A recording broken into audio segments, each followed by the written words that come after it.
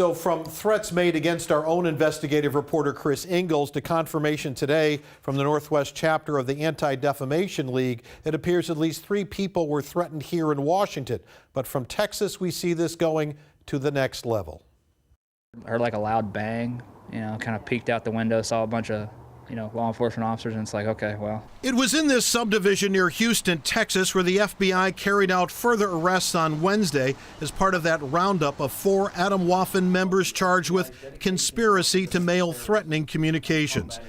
One of those communications, this threatening letter sent to our own investigative reporter Chris Ingalls, who for months had been exposing the neo-Nazi group's activities. One of those 4 was Caleb Cole, who moved to Texas from Washington State, and what is believed to be his blue Ford Focus connected to a traffic stop involving guns and ammo in the Texas Panhandle months ago, parked on the front lawn.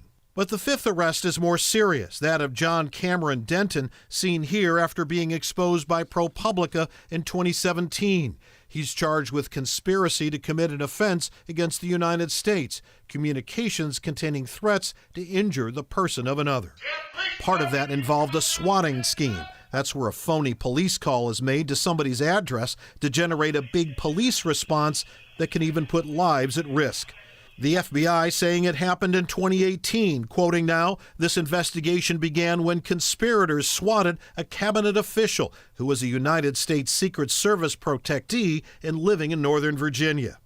The New York Times identifying that cabinet official as now former Homeland Security Secretary Kirstjen Nielsen. For Atomwaffen, anonymity was a key, from wearing masks in their propaganda videos to even the level of caution used by members accused of sending out those letters and posters. And the federal complaint, which included charges against Cameron Shea, who was arrested in Kirkland early Wednesday morning, buy your stamps in another town with cash while wearing a disguise, and wear medical gloves when handling all materials. When sealing the envelope, use a Q-tip dipped in water instead of your tongue, unless you want the FBI to have your DNA. In this Houston neighborhood, the anonymity was working. Yeah, it's a little weird knowing that's like right next door to you.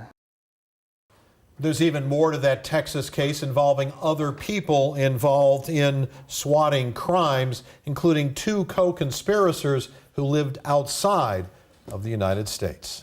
Keep peeling back the layers. More layers to come, I think. Right. Thank you, Glenn.